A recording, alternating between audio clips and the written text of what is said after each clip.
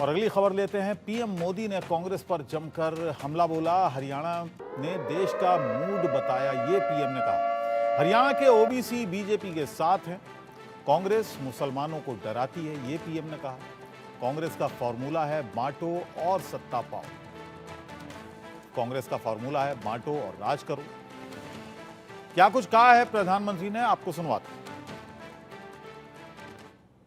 साथियों, अभी कल ही हरियाणा और जम्मू कश्मीर के चुनाव परिणाम आए हैं। हरियाणा ने बता दिया है देश का मूड क्या है, मिजाज क्या है। 2 बार कार्यकाल पूरा करने के बाद लगातार तीसरी बार चुनकर आना ऐतिहासिक है। कांग्रेस का पूरा इकोसिस्टम, अर्बन नक्सल का पूरा गिरोह जनता को गुमराह करने में जुटा था, लेकिन कांग्रेस की सारी साजिशें ध्वस्त हो गई। साथियों, हमने मेडिकल शिक्षा को सुलभ बनाया है।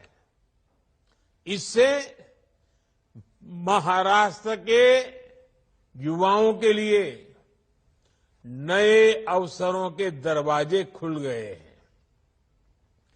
हमारे गरीब और मध्यम वर्ग के ज्यादा से ज्यादा बच्चे डॉक्टर बने, उनका सपना पूरा हो, ये हमारी सरकार की प्राथमिकता है।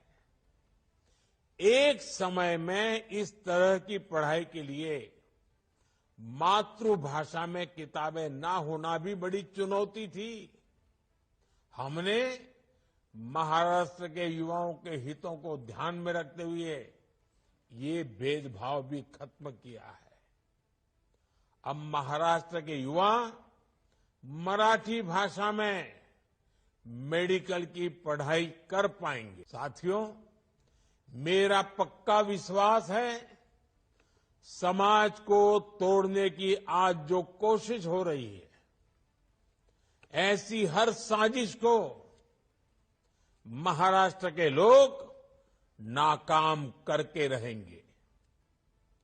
महाराष्ट्र के लोगों को देश के विकास को सर्वोपरि रखते हुए एकजुट होकर बीजेपी महायुति के लिए वोट करना है। और मेरे सहयोगी प्रथमेश इस वक्त मेरे साथ जुड़े हुए हैं मुंबई से। प्रथमेश, महाराष्ट्र में चुनाव होने हैं, ऐसे में प्रधानमंत्री का निशाना जाहिर है महाराष्ट्र का भी चुनाव है, और जाहिर सी बात है भारतीय जनता पार्टी के हौसले बुलंद हैं। हरियाणा में जिस तरह से पार्टी ने जबरदस्त जीत हासिल की है, तो बहुत सारे संदेश हैं इस भाषण में प्रधानमंत्री के महाराष्ट्र के लिए।